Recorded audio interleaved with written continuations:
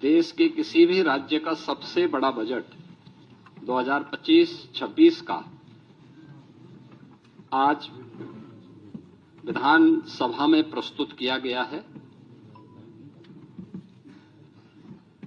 2025-26 के इस बजट की कुछ महत्वपूर्ण बातें जो हाइलाइट्स हैं वो क्या हैं, उनके बारे में ही मैं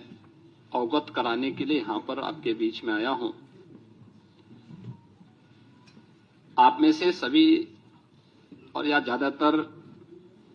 मीडिया से जुड़े हुए बंधुओं ने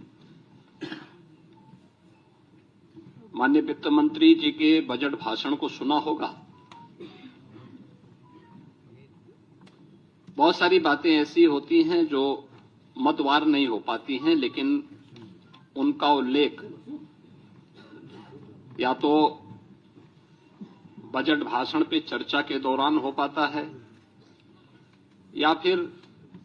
उनका उल्लेख हम लोग इन सभी प्रकार की विशेष प्रेस वार्ता के माध्यम से ही कर पाते हैं। और इसलिए आवश्यक हो जाता है कि उस ओर भी आप सभी का ध्यान आकर्षित हो सके, जिससे जनता जनार्दन तक उन बातों को हम पहुंचा सकें जिसके लिए जनता जनार्दन बड़ी उत्सुकता के साथ प्रतीक्षा करती है। मैं जब 2025-26 का उत्तर प्रदेश का यह बजट आज विधानसभा में प्रस्तुत किया गया है तो मुझे बताते हुए प्रसन्नता की अनुभूति हो रही है कि आदरणीय प्रधानमंत्री श्री मोदी जी के मार्गदर्शन में उत्तर प्रदेश सरकार का यह हमारी सरकार का 9वां बजट है और पिछले 8 वर्ष के अंदर जो कुछ भी सरकार ने कदम बढ़ाए हैं, उत्तर प्रदेश के लिए उठाए हैं, उसके अच्छे परिणाम हम सबके सामने देखने को मिले हैं। मैं इस बजट के प्रस्तुतिकरण के लिए वित्त मंत्री सुरेश खन्ना जी को और वित्त विभाग के अपर मुख्य सचिव समेत उन सभी अधिकारी और कर्मचारियों को हृदय से धन्यवाद देना चाहूंगा जिन्होंने अथक परिश्रम से उत्तर प्रदेश की आशा और आकांक्षाओं के अनुरूप इस बजट को आज सदन के पटल पर प्रस्तुत किया है। यह वर्ष हमारे लिए बहुत महत्वपूर्ण है। देश के संविधान को लागू होने का यह अमृत महोत्सव वर्ष भी है और साथ साथ उत्तर प्रदेश की स्थापना का भी यह अमृत महोत्सव वर्ष है। ये दोनों कार्य जनवरी 1950 में हुए थे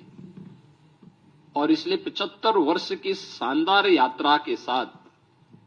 आगामी 25 वर्ष की हमारी क्या योजना हो सकती है, उसका एक रोड मैप तैयार करने के लिए बजट अत्यंत महत्वपूर्ण है। इस अवसर पर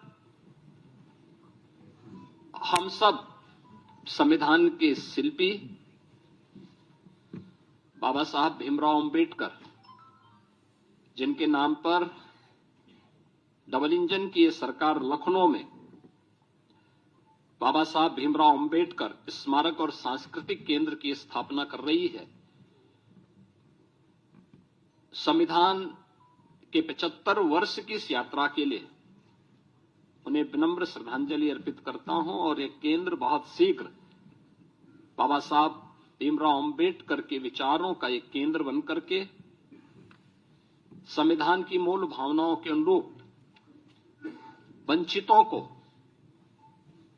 वरीयता देने के क्रम को तत्परता के साथ आगे बढ़ाएगी। यह एक नया माध्यम होगा और इसी को थीम में रख करके हमने 2025-26 का अपना बजट प्रस्तुत किया है। मुझे बताते हुए प्रसन्नता है कि पिछले जो बजट हम लोगों ने प्रस्तुत किए थे उन सब की अपनी एक थीम थी। 2017-18 का जो बजट था वह उत्तर प्रदेश के अन्नदाता किसानों को समर्पित था। अन्नदाता किसानों के हितों के लिए जो अनेक कदम सरकार ने उस समय उठाए थे, उनके ऋण माफी के कार्यक्रम रहे हों, उनकी फसल को प्रोक्योर करने के लिए प्रोक्योरमेंट सेंटर और एमएसपी का नाम उन तक पहुंचाने के कार्यक्रम रहे हों, चीनी मिलों के पुनरुद्धार के कार्यक्रम और वर्षों से लंबित गन्ना मूल्य के भुगतान को एक समयबद्ध तरीके से आगे बढ़ाने का कार्यक्रम रहा हो, अच्छे किस्म के बीज और सिंचाई के बेहतरीन सुविधा उन्हें उपलब्ध कराने का रहा हो, ये सब कार्य तत्परता के साथ इसके लिए कदम बढ़ाए गए। और आज मुझे प्रसन्नता है कि डबल इंजन की भारतीय जनता पार्टी की सरकार के द्वारा जो कदम 17-18 में उठाए गए, आज उसका परिणाम है उत्तर प्रदेश के किसानों की आमदनी को, जो 2017-18 के पहले आत्महत्या करने के लिए मजबूर होता था, आज उसको दोगुने से अधिक बढ़ाने में मदद मिली है। वर्ष 18-19 का जो बजट था, वह बजट हम लोगों ने उत्तर प्रदेश के बीमारू राज्य से इसको उभारने के लिए इंफ्रास्ट्रक्चर और औद्योगिक विकास के लिए समर्पित किया था। आपने देखा होगा एक्सप्रेस वे में जो उत्तर प्रदेश की भागीदारी बहुत कम थी, आज गंगा एक्सप्रेस वे के पूर्ण होने के साथ ही उत्तर प्रदेश की भागीदारी देश के अंदर इंफ्रास्ट्रक्चर एक्सप्रेस वे में 55% से अधिक हो जाएगा। औद्योगिक विकास की दृष्टि से उत्तर प्रदेश का पहला इन्वेस्टर समिट भी हम लोगों ने 2018 में यहां पर संपन्न किया था और उस दृष्टि से 2018-19 का ये बजट हम लोगों ने प्रदेश की जनता को समर्पित किया था। वर्ष 19-20 का बजट प्रदेश में महिला सशक्तिकरण को समर्पित था, जिसमें हम लोगों ने प्रदेश की मातृशक्ति के उन्नयन के लिए अनेक योजनाएं चलाई थी, जिनमें सामूहिक विवाह, मुख्यमंत्री सामूहिक विवाह की योजना हो, मुख्यमंत्री कन्या सुमंगला की योजना हो, या उत्तर प्रदेश में मिशन शक्ति के कार्यक्रम के माध्यम से महिला सुरक्षा, महिला सम्मान और महिला स्वाभिमान, स्वावलंबन, इन कार्यक्रमों को प्राथमिकता के आधार पर आगे बढ़ाने के साथ ही उत्तर प्रदेश के पुलिस बल में महिलाओं की भर्ती को 20% अनिवार्य करने के कार्यक्रम को प्राथमिकता देते हुए आगे बढ़ाने का कार्यक्रम, ये महिला सशक्तिकरण के लिए उठाए गए कदमों का परिणाम था। वर्ष 2020-21 का बजट हम लोगों ने उत्तर प्रदेश के युवाओं को और उनके लिए अधिक से अधिक एम्प्लॉयमेंट बढ़ाने के लिए समर्पित किया था और इसमें 2 करोड़ युवाओं को टैबलेट और स्मार्टफोन के माध्यम से तकनीकी दृष्टि से सक्षम बनाने के कार्यक्रम को आगे बढ़ाने, अनेक अन्य कार्यक्रमों को इस दृष्टि से हम लोगों ने प्रदेश की जनता जनार्दन के लिए समर्पित, युवाओं को समर्पित किया था। 2021-22 का जो बजट था हमारी सरकार का, वह स्वावलंबन से सशक्तिकरण की ओर था। एमएसएमई की योजनाओं के माध्यम से प्रदेश के परंपरागत जो उत्पाद थे उनको प्राथमिकता देते हुए स्वावलंबन के माध्यम से आत्मनिर्भरता के लक्ष्य को प्राप्त करने की दिशा में और उसके माध्यम से सशक्तिकरण के लक्ष्य को आगे बढ़ाते हुए कार्य किया गया था। 2022-23 का बजट अंत्योदय से आत्मनिर्भरता की दिशा में हम लोगों ने उस समय इस कार्यक्रम को आगे बढ़ाया था। पंचायतों के आत्मनिर्भरता के लिए पहली बार ग्राम सचिवालय के निर्माण के कार्यक्रम को आगे बढ़ाया गया था। पहली बार उन सभी क्षेत्रों में कार्य प्रारंभ हुए थे जो महिला सशक्तिकरण के लिए महत्वपूर्ण थे और ग्राम्य विकास की दृष्टि से हमारी जो आज भी लगभग 70% के आसपास आबादी ग्रामीण क्षेत्र में निवास करती है, उनके लिए इस कार्यक्रम को आगे बढ़ाया गया था, जिसका परिणाम है कि आज उत्तर प्रदेश की हर ग्राम पंचायत में 5 से 7 रोजगार सृजन की संभावना स्वतःस्फूर्त भाव के साथ वहां दिखाई देती है। 2023-24 का बजट उत्तर प्रदेश के अंदर एक त्वरित, सर्वसमावेशी और समग्र विकास के साथ आत्मनिर्भर उत्तर प्रदेश की नींव को सुदृढ़ करने वाला बजट प्रस्तुत किया गया था और 2025-26 का बजट एक राम राज्य के लिए समर्पित, लोक मंगल की कामना से समर्पित बजट था। तो 2025-26 के अंदर जो 2024-25 का हमारा बजट था, ये उत्तर प्रदेश के अंदर टूरिज्म में भी, ट्रेड में भी, टेक्नोलॉजी में भी एक नए उछाल लाने वाला बजट था। पहली बार 65 करोड़ से अधिक पर्यटक उत्तर प्रदेश के अंदर आए। 14 लाख से अधिक इसमें विदेशी पर्यटक भी थे और पर्यटन में जो उत्तर प्रदेश पहले तीसरे नंबर पर था, वह उसने 2019 के बाद से जो गति पकड़ी, वह नंबर 1 पर देश के अंदर आने में सफल हुआ है। और 2025-26 का जो बजट है, यह भारत की सनातन संस्कृति को समर्पित सर्वे भवन्तु सुखिनः की अवधारणा पर गरीब, अन्नदाता किसान, युवा, महिला के उत्थान को समर्पित है, जिसमें प्रधानमंत्री मोदी जी का विजन, जिसमें वंचित को वरेता, यानी वंचित को वरेता उसका एक थीम है, उसका केंद्रीय भाव है, इसको समर्पित है। इस बजट का जो दायरा है, जो कि वित्त मंत्री जी ने अपने बजट भाषण में भी कहा कि 8,08,736 करोड़ रुपये से अधिक का यह बजट है, जो 2024-25 की तुलना में 9.8% अधिक है। इसमें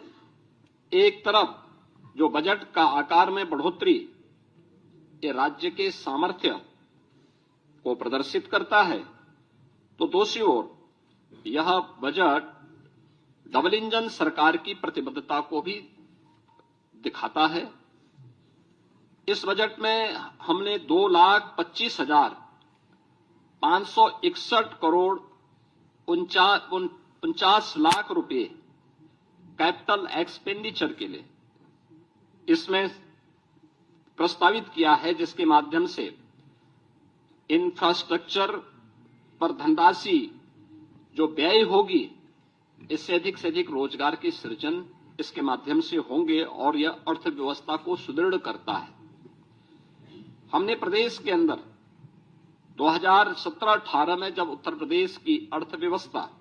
जो प्रदेश की कैसे हमने इसको बढ़ाने में सफलता प्राप्त की है, जो जीडीपी थी वह 12,89,000 करोड़ रुपए की थी, वह आज 24-25 में जो उसका अनुमान है वह 27,51,000 करोड़ रुपए होने का अनुमान वह है। और ये दिखाता है कि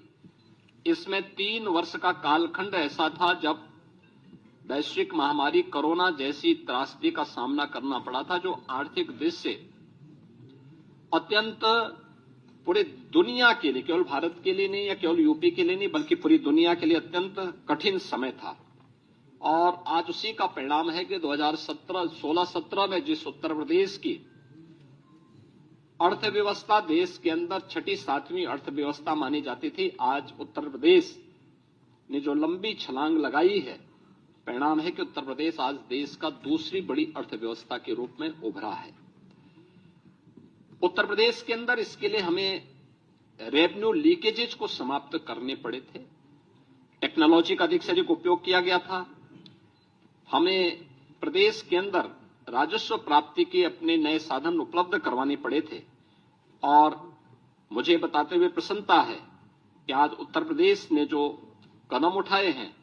22-23 हो, 23-24 हो या 24-25 के दौरान देश के सभी राज्यों में उत्तर प्रदेश का अपना एक महत्वपूर्ण स्थान रहा है। और हम लोगों ने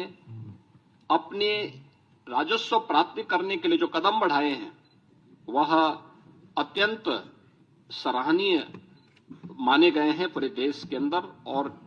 वित्तीय क्षेत्र के जानकारों ने उसकी सराहना भी की है।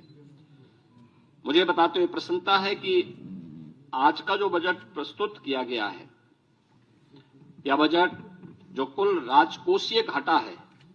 वह सकल राज्य घरेलू उत्पाद का, यानी जो FRBM की जो लिमिट है रिजर्व बैंक ने घोषित की है 3% के अंदर, वह 2.97% है और यह एक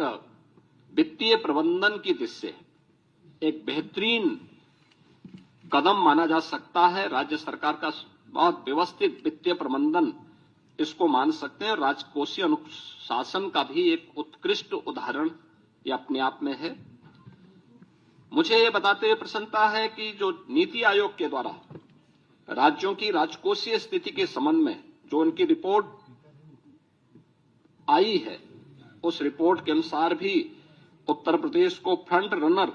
यानी अग्रणी राज्य के रूप श्रेणी में रखा गया है। यह पहली बार आया है। 2018-19 से 2022-23 की अवधि में जो प्रदेश का जो फिस्कल हेल्थ इंडेक्स है वह 8.9 अंकों में इसमें बढ़ोतरी हुई है। व्यय की गुणवत्ता में सुधार हुआ है। 18 में 13वीं अवधि में पूंजीगत जो व्यय था वह 8.8% से 19.3% के मध्य रहा है और इस अवधि में यह अनुपात देश के प्रमुख राज्यों में औसत अनुपात से जो एवरेज रेशियो था उससे अधिक यूपी का रहा है। प्रदेश ने इस दौरान बेरोजगारी की दर को कम करने में सफलता प्राप्त की है और अत्यधिक रोजगार के सृजन करने में भी प्रदेश ने सफलता प्राप्त की है। उत्तर प्रदेश ने इस दौरान जो कदम बढ़ाए हैं, खासतौर पर अपने परंपरागत उत्पाद के लिए MSME सेक्टर पर वन डिस्ट्रिक्ट वन प्रोडक्ट ने पूरे देश के अंदर अपनी एक पहचान बनाई है। लगातार प्रयासों से प्रदेश ने पिछले 8 वर्षों में 45 लाख करोड़ रुपए के निवेश प्रस्ताव प्राप्त किए हैं, जिनमें से अब तक हम लोग 15 लाख करोड़ रुपए से अधिक के निवेश प्रस्ताव को जमीनी धरातल पर उतारने में हमें सफलता प्राप्त हुई है और इसके माध्यम से हमने 60 लाख से अधिक उत्तर प्रदेश के युवाओं को सीधे नौकरी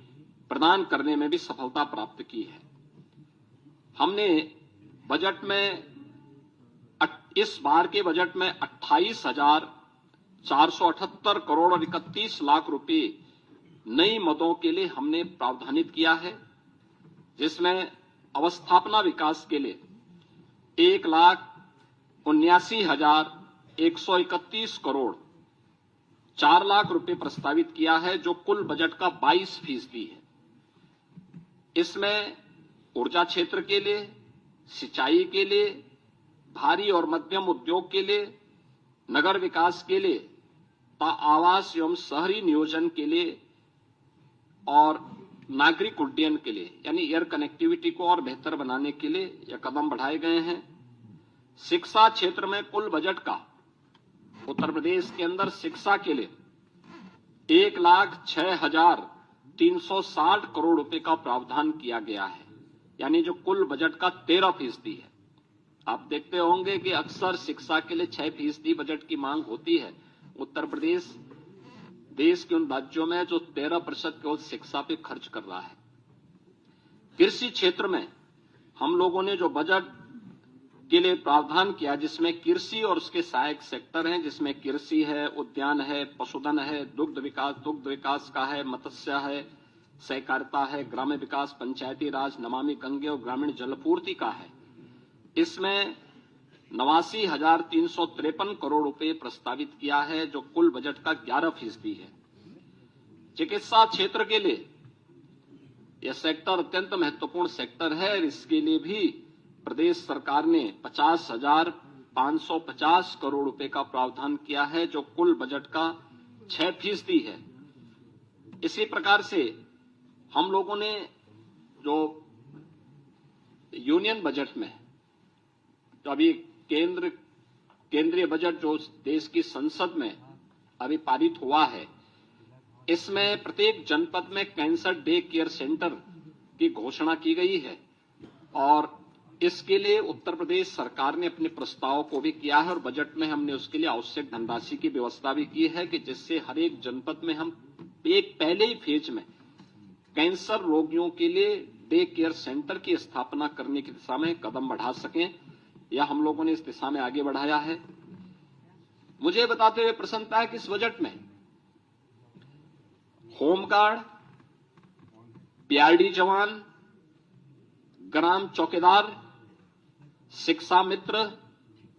बेसिक शिक्षा विभाग के अनुदेशक, आशा वर्कर, आंगनबाड़ी, एएनएम और संविदा से जुड़े हुए उन सभी कार्मिकों को जितने भी स्वच्छता के कार्यक्रम के साथ जुड़े हुए कार्मिक हैं, इन सभी कार्मिकों को हम लोगों ने अनिवार्य रूप से 5 लाख रुपए के आयुष्मान भारत का कवर हर वर्ष देने की एक बड़ी योजना को भी आज के इस बजट में उसका प्रावधान किया है और इसमें 5 लाख रुपए तक की उनको निःशुल्क स्वास्थ्य की सुविधा उत्तर प्रदेश में मुख्यमंत्री जन आरोग्य योजना के माध्यम से देने की घोषणा इसमें की गई है। मुझे बताते हुए प्रसन्नता है कि समाज कल्याण विभाग के लिए बजट में 35,863 करोड़ रुपए की व्यवस्था की गई है, जिसमें अनुसूचित जाति, जनजाति, पिछड़ा वर्ग, दिव्यांगजन सशक्तिकरण, महिला और बाल विकास के लिए यह धनराशि उपयोग में आएगी। छात्रवृत्ति के लिए 4,720 करोड़ रुपए की व्यवस्था की गई है और निर्धन व्यक्तियों की पुत्रियों की शादी के लिए 900 करोड़ रुपए की व्यवस्था और सामाजिक पेंशन के लिए जो व्यवस्था की जाती है उसमें 13,448 करोड़ रुपए का प्रावधान इसमें किया गया है। मित्रों, इंफ्रास्ट्रक्चर के लिए अब उत्तर प्रदेश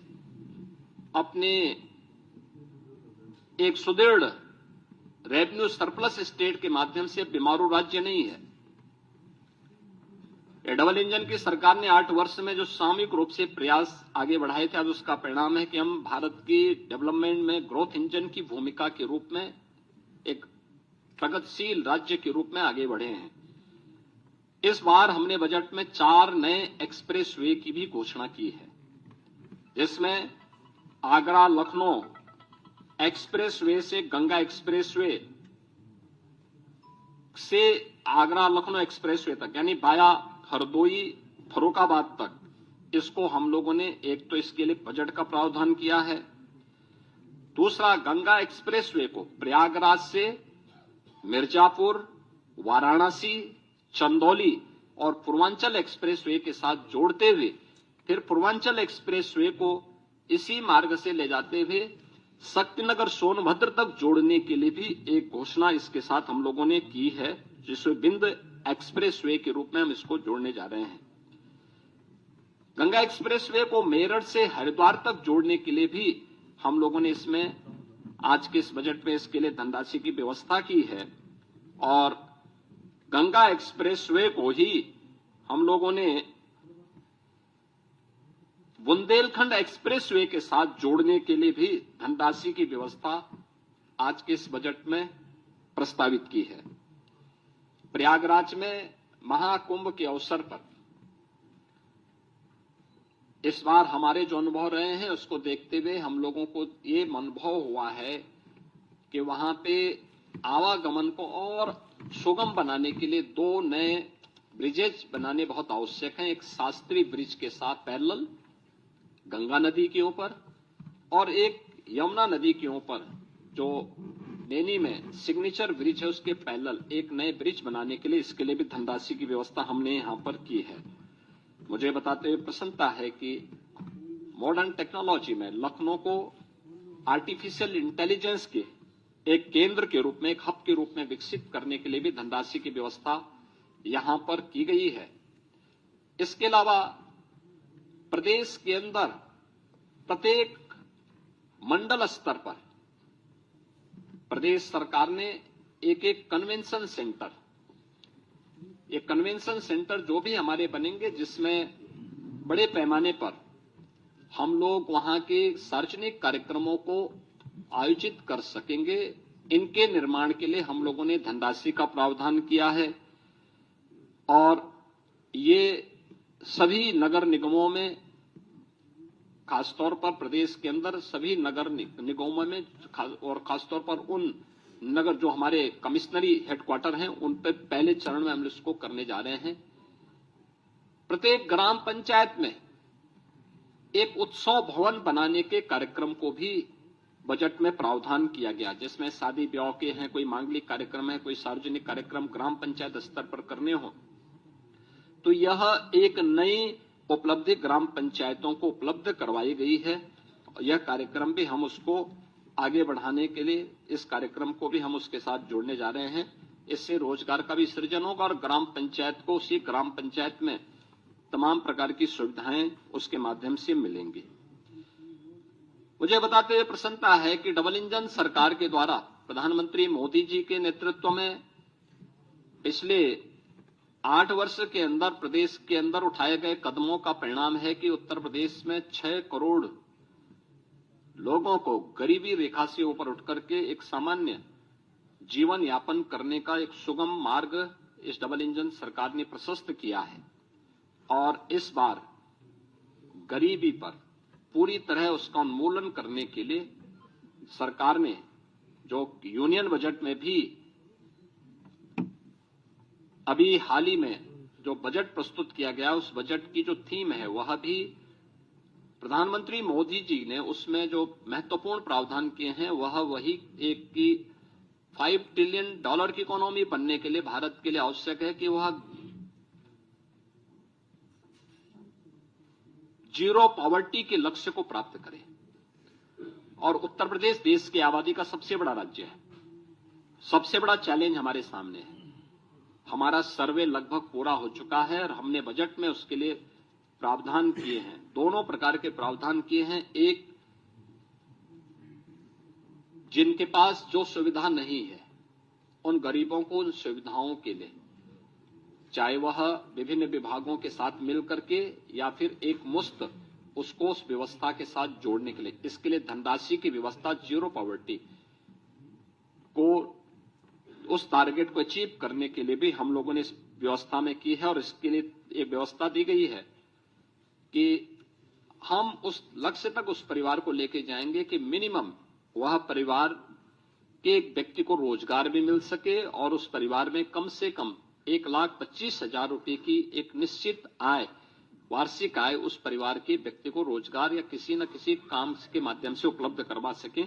यह एक प्रयास सरकार के स्तर पर प्रावधान किया गया है। इसके साथ ही हमने इसके लिए धनराशि 2025-26 में इसके लिए अलग से भी धनराशि की व्यवस्था की है। युवाओं के लिए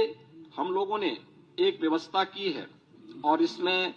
शिक्षा है, रोजगार है, उद्यमिता में सरकार की प्राथमिकता को आगे बढ़ाते हुए प्रदेश के हर जनपद में हम लोगों के द्वारा एक प्रावधान किया जा रहा है कि हर जनपद में हम एक डिस्ट्रिक्ट इकोनॉमिक जोन बना सकें, जो एक एम्प्लॉयमेंट जोन के रूप में कर सके। और ये एम्प्लॉयमेंट जोन भारत के, अखंड भारत के शिल्पी लौह पुरुष सरदार वल्लभ भाई पटेल के रूप में जाने जाएंगे, जो प्रदेश के युवाओं को उन्हीं के क्षेत्रों में वहीं पे रोजगार के साथ जोड़ने में भूमिका, और ये अलग अलग प्रकार के होंगे, खासतौर पर अलग अलग प्रकार के कार्यक्रमों के साथ जुड़ेंगे। कोई इकोनॉमिक जोन औद्योगिक विकास के लिए होगा, कोई एमएसएमई के लिए होगा, कोई टेक्सटाइल के लिए होगा, कोई एजुकेशन के लिए होगा, कोई हेल्थ के लिए होगा। अलग अलग उसके लिए हम इन सभी जोन को उसके साथ विकसित करेंगे और उसमें एक सुविधा उसके साथ हम जोड़ने जा रहे हैं। इसके अलावा हम लोगों ने 10 जनपदों में इस बजट में एक प्रावधान किया है कि 10 जनपदों में हम लोग वस्त्र उद्योग के लिए, टेक्सटाइल पार्क के लिए निर्माण के कार्यक्रम को आगे बढ़ाएंगे। यह योजना हमारी समर्पित होगी संत कबीर के नाम पर। संत कबीर के नाम पर यह योजना उन जनपदों में वस्त्र उद्योग के लिए होगी। तो 2 जनपदों में राज्य सरकार 2 नए लेदर पार्क के निर्माण के कार्यक्रम को आगे बढ़ाएगी। जो योजना समर्पित होगी संत रविदास जी के नाम पे। इसके अलावा यह वर्ष समर्पित है पूर्व प्रधानमंत्री श्रद्धेय अटल बिहारी वाजपेयी जी की जन्म शताब्दी वर्ष के लिए। प्रदेश के अंदर हम लोगों ने नगरीय क्षेत्रों में पुस्तकालयों के निर्माण के कार्यक्रम को जो प्राथमिकता के आधार पर हम आगे बढ़ाने जा रहे हैं, उन कार्यक्रमों को इस बजट में हमने व्यवस्था भी की है। यह सभी अटल नगरीय क्षेत्रों में पुस्तकालय और उनके नाम पर ही एक डिजिटल लाइब्रेरी का निर्माण उन नगरीय क्षेत्रों में होने जा रहा है। इसके अलावा बजट में एक और चीज का प्रावधान किया गया है कि प्रदेश के अंदर आउटसोर्सिंग से जुड़े हुए जितने भी कार्मिक होंगे उनके न्यूनतम मजदूरी को सुनिश्चित करने के लिए प्रदेश के अंदर हम लोगों ने एक व्यवस्था की है कि वह एक व्यवस्था के साथ हम लोग करने जा रहे हैं कि जिससे एक हम लोग प्रदेश के अंदर ही उस प्रकार की एक व्यवस्था करेंगे कि जिससे न्यूनतम पारिश्रमिक उन कार्मिकों को 16,000 से लेकर के 18,000 के दायरे में सीधे उनके अकाउंट में मिल सके। और इसके लिए एक निगम का गठन करने के बाद इस कार्यक्रम को सीधे राज्य सरकार अपने माध्यम से उसको संचालित करेगी। आउटसोर्सिंग की कोई भी कंपनी होगी, केवल सेवा के रूप में, आउटसोर्सर के रूप में जो शुल्क उसका होगा उसको राज्य सरकार अलग से अदा करेगी, लेकिन धनराशि ये पूरी की पूरी कार्मिक के खाते में जानी चाहिए। इस योजना के इसके साथ हम लोग जोड़ने जा रहे हैं। इसके अलावा मुख्यमंत्री युवा उद्यमी विकास अभियान,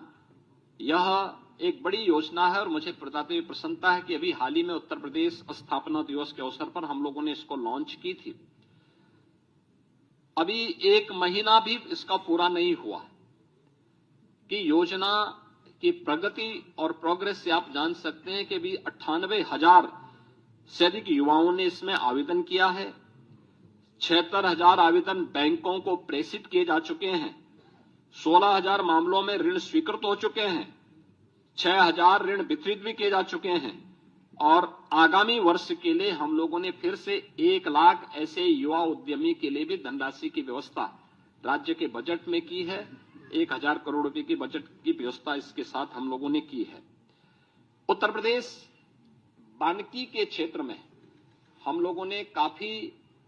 प्रगति की, यानी वन आच्छादन उत्तर प्रदेश के अंदर बढ़ा है। और वन आच्छादन बढ़ाने के जिस लक्ष्य को देश के अंदर जिन राज्यों ने सर्वाधिक प्रगति की है, पिछले 8 वर्ष में हमारी सरकार ने 210 करोड़ वृक्षारोपण के बृहत लक्ष्य को प्राप्त किया है। गत वर्ष देश के अंदर एक पेड़ मां के नाम इस कार्यक्रम को भी हमने बहुत अच्छे ढंग से आगे बढ़ाया था, जिसमें 36 करोड़ से अधिक वृक्षारोपण के कार्यक्रम को हम लोगों ने आगे बढ़ाया। इस पे रिसर्च के लिए एक नए विश्वविद्यालय की स्थापना के लिए और साथ साथ वानिकी विश्वविद्यालय के साथ साथ वो औद्यानिक भी बन सके, यानी औद्यानिक उसको भी हम आगे प्रमोट कर सकें, इसके लिए एक विश्वविद्यालय के निर्माण के लिए भी हम लोगों ने धनराशि की व्यवस्था इसमें की है। और यह कार्यक्रम अब तक आगे बढ़ने जा रहा है। खासतौर पर एक नया कार्यक्रम अन्नदाता किसानों के लिए जो हम करने जा रहे हैं, उन्नत किस्म का बीज उन्हें प्राप्त हो। यह लखनऊ में हम लोग उसे एक सीड पार्क का निर्माण करने जा रहे हैं। यह सीड पार्क भारत के पूर्व प्रधानमंत्री और किसानों के मसीहा चौधरी चरण सिंह जी के नाम पर समर्पित होगा। और इसके लिए भी 250 करोड़ 251 करोड़ रुपए की व्यवस्था हम लोगों ने इस बजट में इसका प्रावधान किया है। अन्नदाता किसानों के लिए हम लोगों ने 26 जनपदों में यूपी एग्रीज के अंतर्गत 4,000 करोड़ रुपए की निवेश करके कृषि क्षेत्र में क्रांतिकारी बदलाव लाने के लिए एक कार्यक्रम को आगे बढ़ाया है। ऐसे ही छाता की चीनी मिल को उसके क्षमता विस्तार के लिए धनराशि की व्यवस्था की है। और पिपराइच की चीनी मिल के लिए भी वहां पे एक इंटीग्रेटेड शुगर कॉम्प्लेक्स में डिस्टिलरी के निर्माण के लिए भी धनराशि की व्यवस्था यहां पर की है। प्रदेश के अंदर हर जनपद की एक प्रमुख मंडी में पहले चरण में किसानों के लिए एक सेंटर यानी उनके लिए एक विश्रामालय और विश्रामालय के साथ साथ एक कैंटीन, अन्नपूर्णा कैंटीन जो माता सबरी के नाम पर समर्पित होगा। तो इसके निर्माण के कार्यक्रम को भी हम लोगों ने इसमें व्यवस्था की है, जिसमें उन्हें बहुत कम दाम पर भोजन की थाली वहां उपलब्ध हो सके, इसकी व्यवस्था की है। तो मुख्यमंत्री कृषक दुर्घटना बीमा योजना के अंतर्गत भी किसान हो, किसान के परिवार के सदस्य हो या फिर अन्नदाता किसानों से जुड़े हुए जो अन्य उनके सहयोगी किसान होते हैं, इन पर किसी भी आपदा के कारण उनके दुर्भाग्यपूर्ण मृत्यु होने पर उन्हें 5 लाख रुपए की बीमा कवर को मुख्यमंत्री कृषक दुर्घटना बीमा योजना के साथ जोड़ा है, जिसमें 1050 करोड़ रुपए का व्यवस्था किया गया है और निराश्रित गोवंश के रख रखाव के लिए भी 2000 करोड़ रुपए का व्यवस्था हम लोगों ने इस बजट में प्रस्तावित किया है। प्रदेश के अंदर मेधावी छात्र छात्राओं के लिए स्कूटी की एक स्कीम हम लोग इस बजट में प्रावधान किए हैं,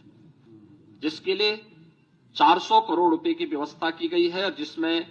महारानी लक्ष्मीबाई के नाम पर इस योजना को प्रदेश सरकार चलाएगी और इस कार्यक्रम को हम आगे बढ़ाने जा रहे हैं। मुख्यमंत्री सामूहिक विवाह की योजना 51,000 रुपए से बढ़ाकर के 1 लाख रुपए का प्रावधान,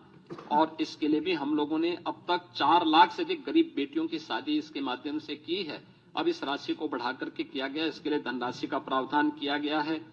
इसके अलावा अब तक विधवा पुनर्विवाह में जो प्रोत्साहन राशि थी वो 11,000 थी और जो निराश्रित महिलाएं थी उनकी पुत्रियों के लिए जो सहायता दी जाती थी उसकी राशि 10,000 थी। अब इसको ही बदल करके हमने उसको 1-1 लाख कर दिया है। 1-1 लाख की राशि हम लोग विधवा विवाह के लिए यानी पुनर्विवाह के लिए और विधवा महिलाओं की यानी निराश्रित महिलाओं की जो पुत्रियां थी उनकी शादी के लिए भी अनुमन्य सहायता की राशि को 1 लाख रुपए तक करने के लिए हम लोगों ने कार्य किया जा रहा है, प्रावधान किया गया है। मुझे बताते हुए प्रसन्नता है कि इस बजट में हम लोगों ने उत्तर प्रदेश के अंदर 7 जनपदों वाराणसी, मेरठ, प्रयागराज, गोरखपुर, कानपुर, झांसी, आगरा में श्रमजीवी महिलाओं के लिए यानी कामकाजी महिलाओं के लिए हॉस्टल बनाने के कार्यक्रम को भी इस बजट में प्रावधान किया है। यह योजना समर्पित होगी पुण्य श्लोका माता अहिल्याबाई होलकर के नाम पर। माता अहिल्याबाई होलकर का ये 300वां जन्म जयंती वर्ष है, उनकी स्मृति को नमन करते हुए योजना हम इसके साथ करने जा रहे हैं और इसके साथ ही आंगनबाड़ी कार्यकर्ती और सहायकों के अतिरिक्त मानदेय के लिए भी 971 करोड़ रुपए की व्यवस्था इस बजट में हम लोगों ने यहां पे प्रावधान किया है। आस्था को सम्मान देने के लिए भी प्रदेश सरकार ने इस बजट में काफी प्रावधान किए हैं और महाकुंभ की सफलता आप सबके सामने है। आपने आज कैट की रिपोर्ट को भी देखा होगा कि महाकुंभ के कारण इकोनॉमी में 3 लाख करोड़ रुपए से अधिक की वृद्धि की संभावना अभी से बताई गई है और मुझे बताते हुए प्रसन्नता है कि इस आयोजन को आगे बढ़ाने के साथ साथ अयोध्या क्षेत्र के पर्यटन विकास के लिए 150 करोड़ रुपए, मथुरा वृंदावन के विकास के लिए 100 करोड़ रुपए की अतिरिक्त व्यवस्था का प्रावधान किया गया है। वृंदावन में श्री बांके बिहारी मंदिर के सुंदरीकरण और उसे कॉरिडोर के रूप में विकसित करने के लिए 150 करोड़ रुपए की व्यवस्था का प्रावधान किया गया है। मिर्जापुर में मां विंध्यवासिनी धाम और उससे जुड़े हुए त्रिकोण के विकास के लिए 200 करोड़ का विकास प्रस्तावित किया गया है। नैमिषारण्य में पर्यटन सुविधाओं के विकास के लिए 100 करोड़ रुपए का विकास 100 करोड़ रुपए का प्रावधान किया गया है। साथ साथ वहां पर वेद विज्ञान केंद्र के लिए भी 100 करोड़ रुपए की व्यवस्था का प्रावधान किया गया है। चित्रकूट में भी पर्यटन विकास के लिए 50 करोड़ रुपए का प्रावधान किया गया है। ये सभी कार्यक्रम हम लोगों ने इसके साथ जोड़े हैं और मुझे बताते हुए प्रसन्नता है कि आदरणीय प्रधानमंत्री जी के मार्गदर्शन में, उनके नेतृत्व में ये डबल इंजन की सरकार 5T पर, जो 5T का मंत्र प्रधानमंत्री मोदी जी का है, trade, tourism, technology, tradition and talent को मंत्र मान करके उत्तर प्रदेश आज अपनी लेबर फोर्स को इकोनॉमिक फोर्स के रूप में आगे बढ़ाने की दिशा में तेजी के साथ कदम बढ़ाया है और मुझे प्रसन्नता है कि 2025-26 का जो हमारा ये बजट है, यह प्रधानमंत्री मोदी जी की विजन के अनुरूप अपने जो समयबद्ध कार्यक्रम रोड मैप हम लोगों ने तैयार किया है $1 ट्रिलियन की इकोनॉमी को प्राप्त करने का, अब तक के हमारे जो टारगेट हैं वह समयबद्ध तरीके से आगे बढ़ रहे हैं।